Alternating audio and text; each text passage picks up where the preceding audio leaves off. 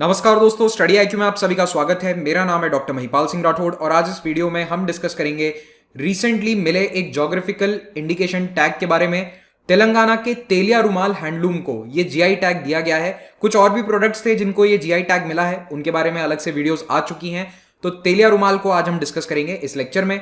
अगर आप मुझसे सोशल मीडिया पर जुड़ना चाहते हैं तो मुझे ट्विटर, इंस्टाग्राम या फेसबुक पर इन आईडीज पर फॉलो कर सकते हैं। मेरे सभी लेक्चर के अपडेट्स आपको यहां पर मिल जाएंगे और पीडीएफ आप इस टेलीग्राम चैनल से डाउनलोड कर सकते हैं।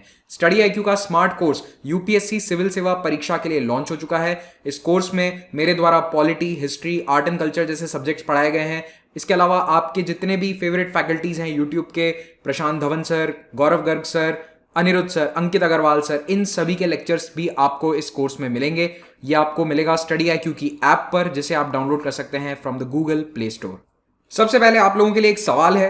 रिसेंटली यानी मई महीने में कुछ ज्योग्राफिकल इंडिकेशन टैग्स दिए गए हैं सरकार के द्वारा कुछ स्पेसिफिक प्रोडक्ट्स को। तो यहां पर आपको मैच द फॉलोइंग करना है। स्टेट या फिर रीजन से मैच करिए उस प्रोडक्ट को। तो आप इसे पॉज करके आराम से एक बार पढ़ लीजिए। इसका जवाब मैं आपको दूंगा लेक्चर के एंड में।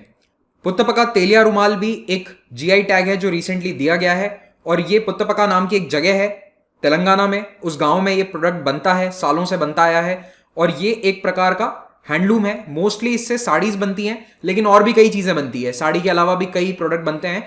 किसी जमाने में सिर्फ रुमाल बना करते थे, इसीलिए इसका नाम तेलिया रुमाल पड़ गया है। लेकिन आज की तारीख में मैक्सिमम जो प्रोडक्ट इसका बिकता है वो है साड़ी।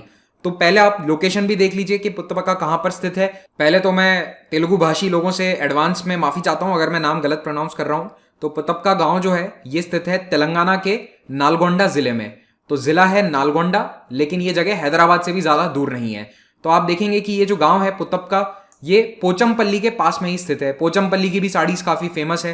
ट्रेडिशनली इस गांव के केवल 20 परिवार थे जो इस हैंडलूम को बनाते थे, लेकिन अब पिछले कुछ सालों में लोगों ने अन्य परिवारों को भी इसकी ट्रेनिंग दी है। कई ऑर्गेनाइजेशंस हैं, सरकार के कई डिपार्टमेंट है जो इसको प्रोत्साहन देना चाहते हैं। तो अब उस एरिया के लगभग 800 परिवार इस क्राफ्ट में ट्रेंड हो चुके हैं, जिससे इस ब्रांड को और ज्यादा आगे बढ़ने में मदद मिलेगी।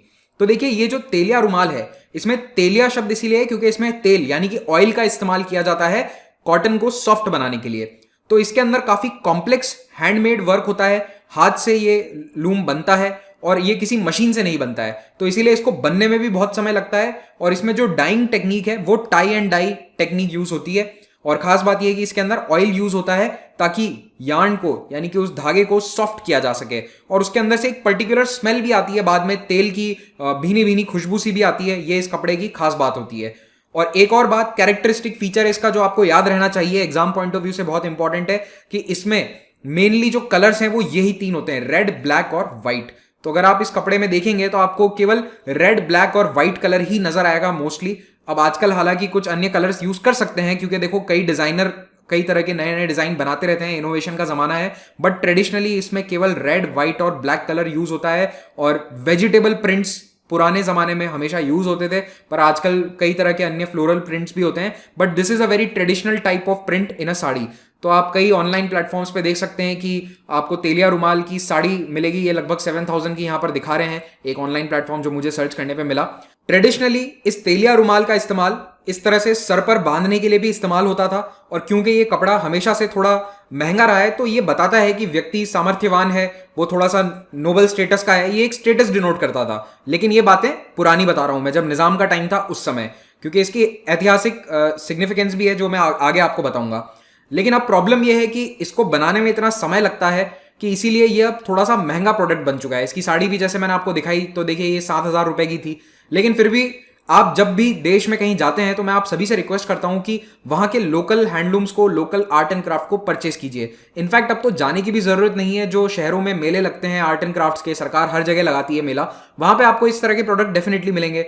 जैसे कुछ महीने पहले मैं सूरज कुंड मेले में गया था, जो दिल्ली के पास ही स्थित फरीदाबाद में आयोजित होता है। वहां पर मैंने भी कई आर्ट एंड क्राफ्ट के प्रोडक्ट्स खरीदे जो देश के विभिन्न हिस्सों से आए थे। आप भी कोशिश कीजिए कि जब भी मौका मिले या सामर्थ्यवान है तो चाहे महंगा हो, पर इस तरह के प्रोडक्ट को परचेस कीजिए। ये प्रोडक्ट्स महंगे हैं क्योंकि इनमें हमारे देश के उन परिवारों की मेहनत है जो इस आर्ट एंड क्राफ्ट को सदियों से संवारते आए हैं, आगे बढ़ाते आए हैं।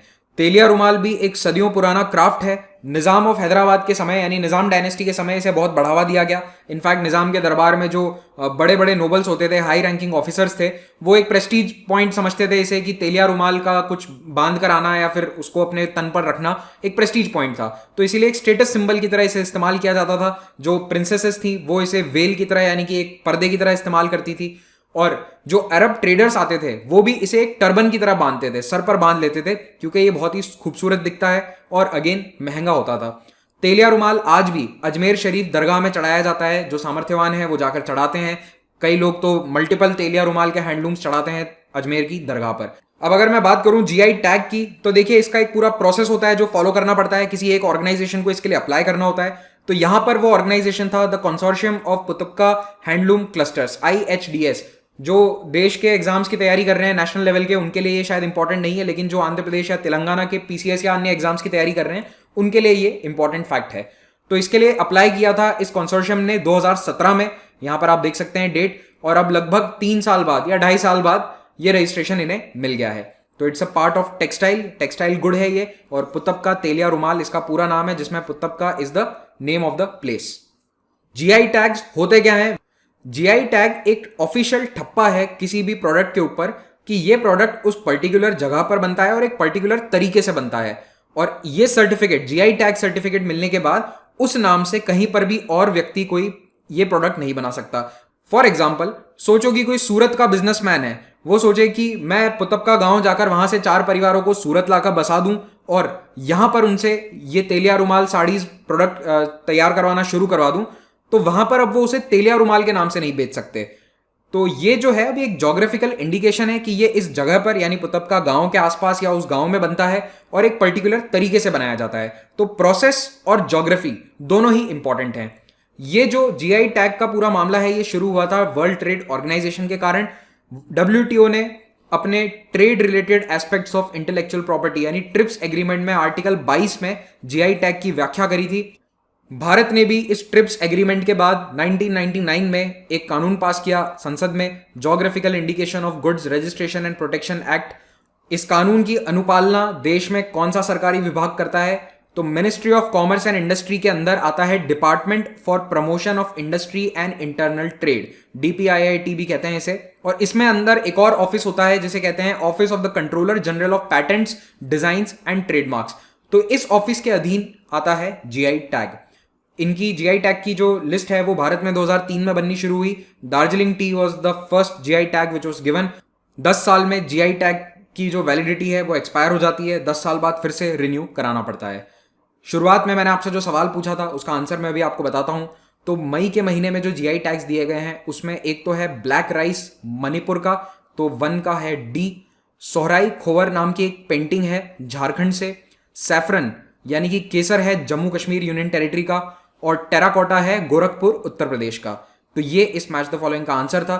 क्या आप लोग मुझे एक और प्रोडक्ट का नाम बता सकते हो जिसको रिसेंटली जीआई टैग का दर्जा दिया गया है और वो कर्नाटका राज्य से है? बताइए कमेंट में, देखते हैं आपने कितने अच्छे से करंट अफेयर्स पढ़े हैं। Thank you very much for watching this. Have a great day.